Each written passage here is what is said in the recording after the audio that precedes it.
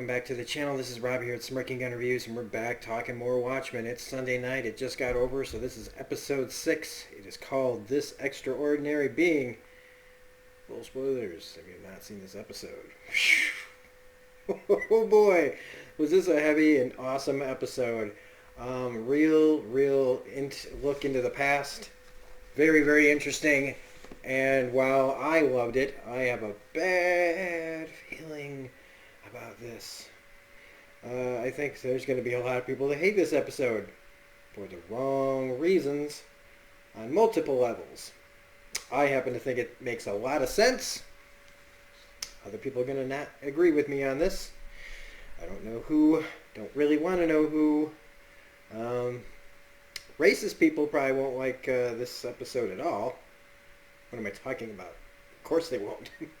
It's not easy when you see, yourself portrayed on screen so well. So anyway, we get an episode of Real American Heroes or whatever it is that they call it.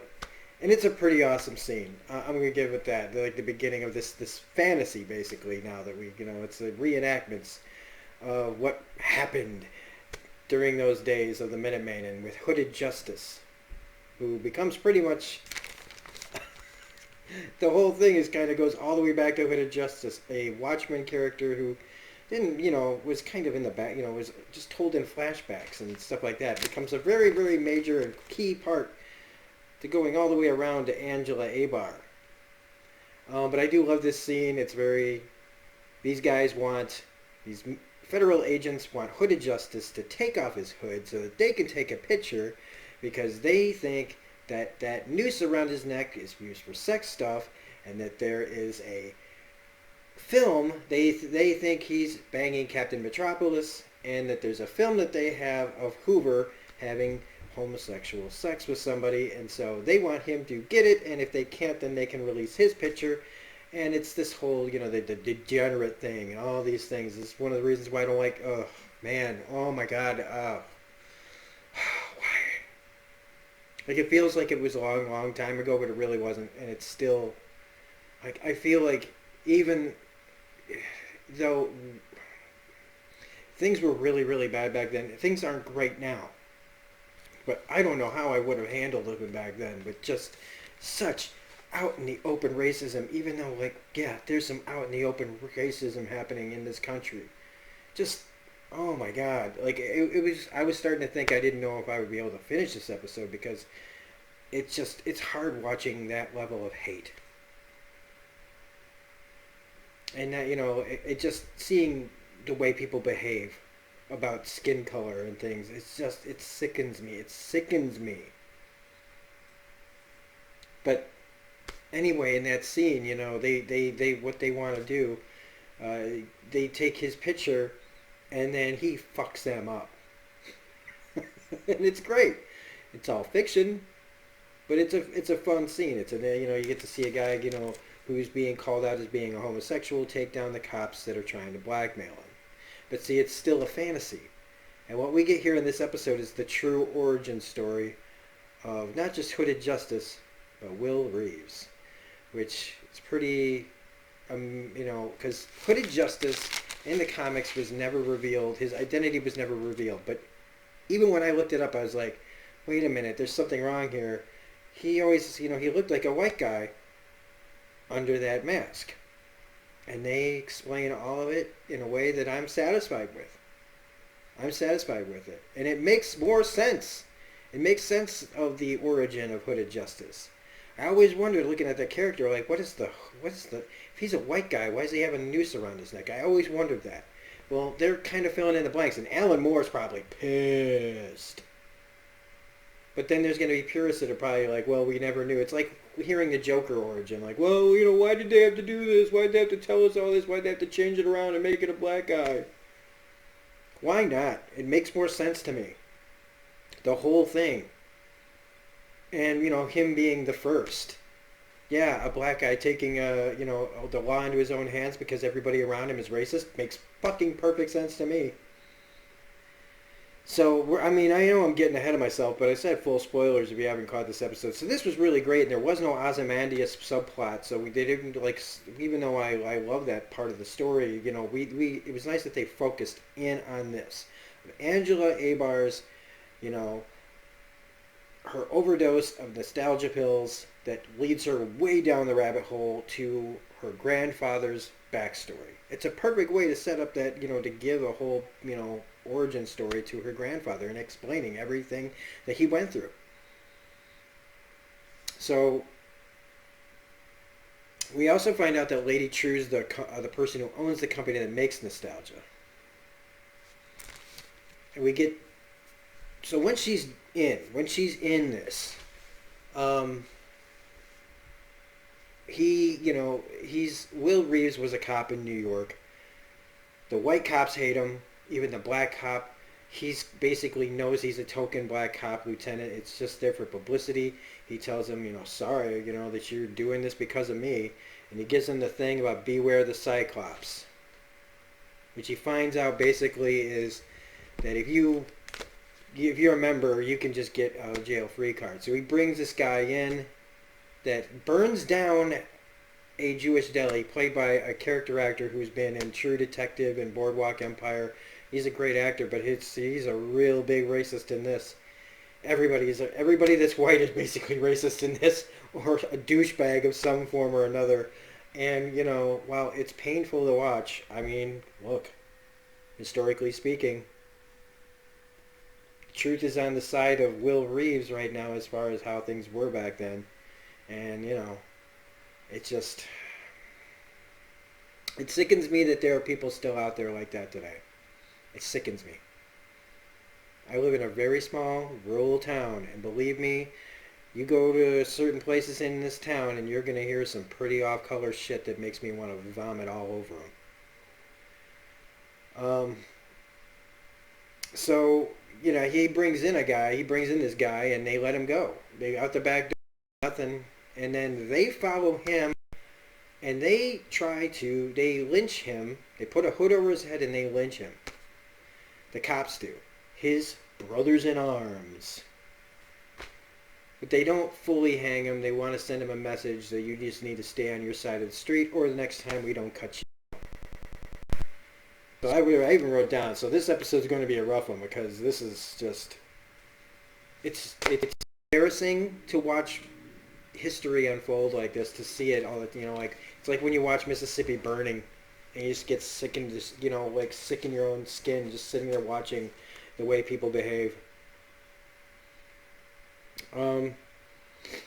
So he becomes Hooded Justice, and to me, this makes perfect sense.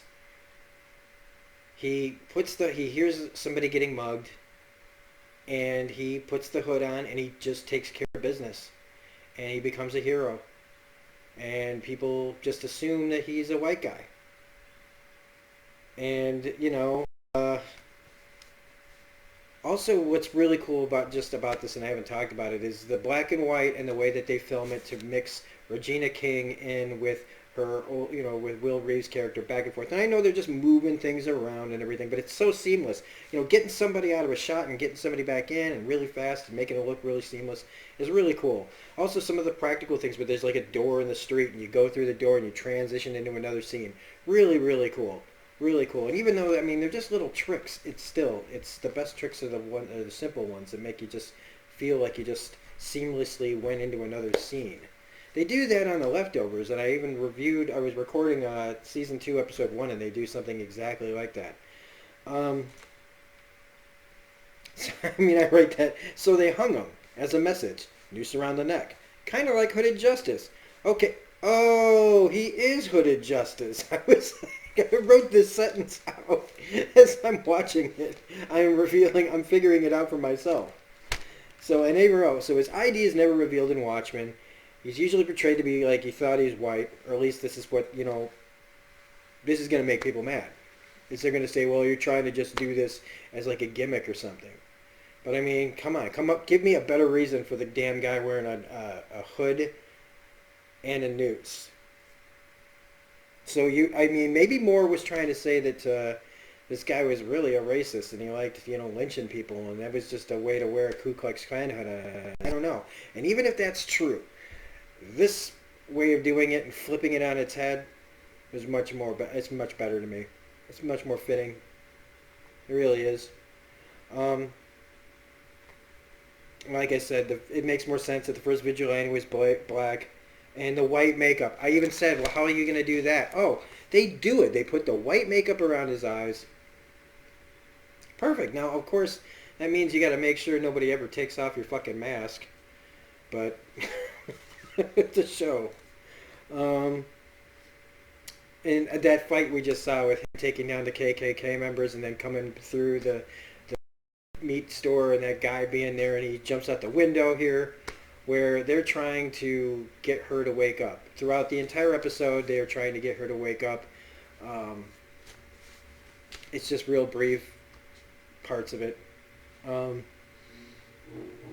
but hey, guess what? It turns out that the gay part was right in the reenactment, because this guy Langstrom, right, from the Minutemen, he shows up at his place looking for the man who can get him in contact with Hooded Justice, which is basically, he's saying, I know who you are, and Captain Metropolis wants to help you, and we're going to start this whole thing because you're the guy who first started it. And, you'd be a welcome introduction to the Minutemen. And then they're totally gay for each other. Which, okay. I don't care. um, but here's the thing. He's telling him, like, it's a shame that you can't wear this around the rest of the Minutemen. Like, you can't take your hood off in front of everybody else. Because even some of them aren't as enlightened. So even some of them, these Minutemen, these superheroes, they're fucking racist too. So he has to wear the mask. And then Metropolis is kind of wearing a mask under his mask. It's all still phony baloney bullcrap. It feels like it's just another gimmick, like another thing to hide other things. Like, oh, let's not talk about the Cyclops people. Let's worry about Moloch. And it's all just feels like it's stopping some crime so that other crime can go on. It's almost like its own version of its own organized crime. It's just making it look like things are getting done when the real evil is still happening, and they won't do anything about it because they're really not good guys. They're all just a bunch of people looking to make a buck, or it really makes you even look at Watchmen in an even more different way, or more complicated way. And it turns out that his wife was the little girl that was that he wrapped up and took care of at the beginning of the show when his parents were killed in Tulsa. And I was realizing, like, this is him finally getting his revenge. This is Will Reeves, all these years later, never gone back to Tulsa. He's back now. Why? To get his revenge. He stayed away this whole time. Now we're getting to that, because I was writing it as I was not seeing it on the show, but as I figured it out, that all this is going to come back to him taking care of business in Tulsa. His wife says you should go back to Tulsa, but he won't do it. And so she, ends up leaving him later. And we get the theater scene where there's mass hysteria inside a theater, and they've been killing each other. The black people, the African Americans, have been killing each other. And he goes in there and he talks to a witness, and she says that there was like this voice telling them with this to hurt each other and to hurt themselves. And he finally, it's like mass hysteria, hypnotism, mesmerism. Moloch, I think Moloch was kind of like a mesmero kind of guy, or maybe I'm wrong about that, but that doesn't matter because the real plan was coming from the Klan and cops. And he calls Captain Metropolis, and they won't help him. Sorry, you want to help the black folk, you're on your own. Oh boy. So this is when he gets to see the same guy, the arson guy, the same guy who shot at him with a shotgun in his store, and the same guy who got to walk free, and this big ass racist is. He tracked him to this warehouse. It's his warehouse. He's gonna say, "Oh, I'm gonna give you a steak." Well, you follow that guy in there. He's gonna put a bullet in the back of your head. But instead, Will shoots him right in the freaking head, and it's amazing. He's like, "Bye bye, asshole." Goes in there. Turns out all the cops are sitting there with all the camera equipment, getting ready to send it out to God knows where to do this. And while I think that this show is giving the cops way too much credit, it's still, it's still pretty insidious and something that, MK Ultra and mind control experiments and all sorts of shit. People have been doing this for a while. I don't want to get into a conspiracy, kind of down that rabbit hole, but it's not the craziest thing I've ever heard by a damn sight. So the cops are doing that, and he just blows them all away. He goes into the other room where there's a guy, literally, I should probably fast forward through this. I just showed gay sex happening. No nudity, but yeah, let's kind of skip past that whole part. Yeah, this is what happens when you have an adult show on here. Yeah, he goes in front of the Minutemen, and they roll him out like, hey, this is that guy. And as soon as he tries to bring it up about this place, they ignore it. And it was up to him to do it on his own. And so he did. He goes in there, he kills the guy that's doing the voiceover for the films, recording the kill yourself, hurt each other, hurt yourself, don't hurt a white man. And so he torches it all. And, it's... it's a lot. But he comes home, and he sees his kid trying to emulate him and imitate him. And he's like, no, no, no, no, no, I don't want any of this. And his wife snaps on him saying, I thought that we should never have done this because you didn't get rid of it. Like the thing that's inside you, you didn't get rid of it. You just were feeding it. And so she leaves and goes away to Tulsa. And basically, he's never gone back. And now it's all these years later, after everything that's happened, after the Minutemen broke up and all of them were killed, because look at the beginning of the Watchmen movie, at least the credits of that are pretty accurate. I mean, they were all pretty much what were thought of as degenerates. People that were fighting, they didn't have a place in the world, were fighting to find their place in it, but then a lot of these people were just a bunch of hypocrites and were murdered and killed by other people. It's just...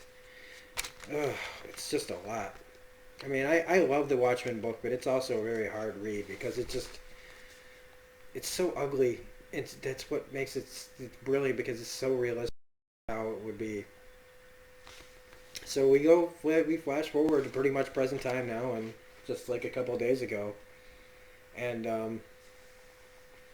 it's the night that Will killed Judd, but Will uses tire spikes to pull Judd's car over, and he uses the hypnotist lights that he probably had this whole time to get Judd to just walk to the tree.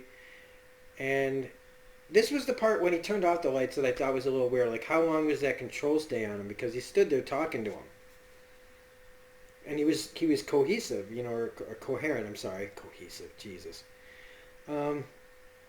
He tells him, like, I know you got the Klan robes in your house, hiding them. And he's like, well, that's my right. It's my grandfather's, and it's like a reminder. It was like a reminder, like I was thinking, and that you don't know me, and you don't know what I'm trying to do here. I'm trying to save you people, and that's the thing. Don't say things like you people.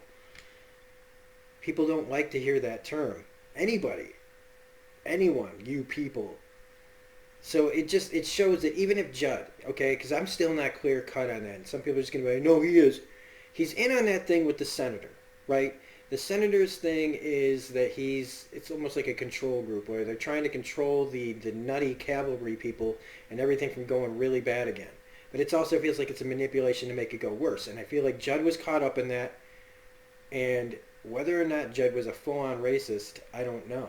Because, I mean, why would he be so close to Angela?